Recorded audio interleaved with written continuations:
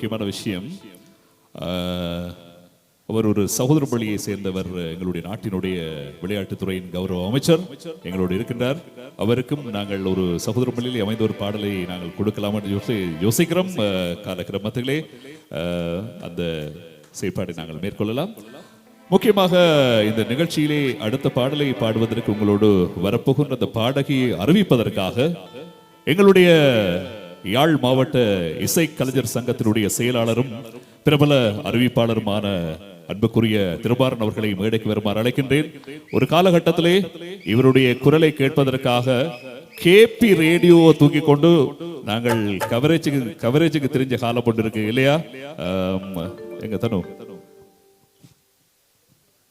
ஒரு காலம் இருக்கிறது.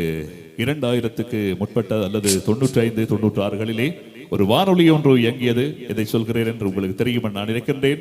அதில் வருகின்ற செய்திகள், தகவல்கள், தரவுகளை என்னென்று கேட்டு தெரிந்து கொள்வதற்காக ஒரு கேப் ரேடியோவை காதுக்குள்ள வச்சுக்கொண்டு வெட்ட வழியை நோக்கி தெரிஞ்ச ஒரு காலம் இருக்கிறது. காரணம், திருமாறன் அவர்களுடைய குரல் வண்ணத்திற்காக. அன்றைய காலம் திருமாறன் அவர்களோடு இப்படி அருகிலே நிற்பதற்கு கூட நாங்கள் கொடுத்து வைத்திருக்க வேண்டும். நிறைய பேர் சுத்தி நிற்பார்கள், செக்யூரிட்டி கார்டு. அந்த அளவுக்கு பேரும் புகழையும் தன்னகத்தை கொண்ட ஒரு அறிவிப்பாளர் தான் திருமாறன் அவர்கள்.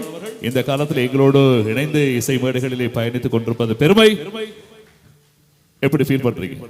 உண்மையில் எல்லோருக்கும் வணக்கம். அற்புதமாக இந்த நிகழ்ச்சியை தொகுத்து வழங்கி கொண்டிருக்கிற ஜெயாவுக்கு இடையில நான் குழப்பறேன்.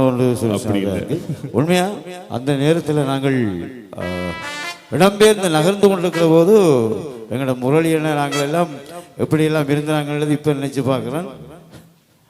எங்களுடைய வரலாறுகளை செந்தில்தாஸ் அவர்களும் தெரிந்து கொள்ள வேண்டும். நிச்சயமாக அந்த நேரத்தில் நாங்கள் இடம்பெயர்ந்து போகிற போது சாப்பாட்டுக்கு வழி இல்லாம எத்தனை நாள் பட்டினி கிடந்தது முரளியனை தெரியும். அப்படி பல விதமான சோதனைகள் எல்லாம் இருந்தது. அந்த சோதனைகளை எல்லாம் நாங்கள் சாதனைகளாக்கி இப்போது இங்கே எல்லோரும் வளர்ந்து கொண்டிருக்கிறார்கள். உண்மையாக ஒன்றை சொல்ல வேண்டும், இந்த இசை மகுடம் என்கின்ற இந்த காரியத்தை தொடக்கி வைத்திருக்கிற கஜீவன் உண்மையாகவே தனி மனிதனாக நின்று உழைத்தார். அதை ஜெயா குறிப்பிட்டார். உண்மையாகவே நாங்கள் ஒரு கலைஞர் இசைக்குழு கலைஞர் சங்கம் என்று ஒரு சங்கத்தை உருவாக்கி இருக்கிறோம். ஏனென்றால் இங்கே இருக்கின்ற கலைஞர்கள் அப்படியே தங்களுடைய வாழ்க்கையை கொண்டு போகிறார்களே தவிர அவர்களுக்குரிய அந்த எதுவிதமான ஒரு பலனும் கிடைப்பதில்லை. அங்கீகாரமே இல்லாமல் போகிறார்கள். ஒரு தென்னிந்திய உங்களை போன்ற பாடகர்கள் ரொம்ப மகிழ்ச்சி. இப்ப இந்த மாதிரி சூழல்ல இது ஒரு துவக்கம் தான். அரசாங்கத்திலேருந்து வந்திருக்காங்க. நீங்க அடுத்த ஆண்டு இந்த நிகழ்ச்சியை ரொம்ப பெரிய அளவில் நடத்தணும், நீங்க எல்லாம் சப்போர்ட் பண்ணணும்னு சொல்லி வேண்டி விரும்பி கேட்டுக்கிறோம். நிச்சயமா. ஆகவே இந்த இசைக்குழு சங்கத்தினுடைய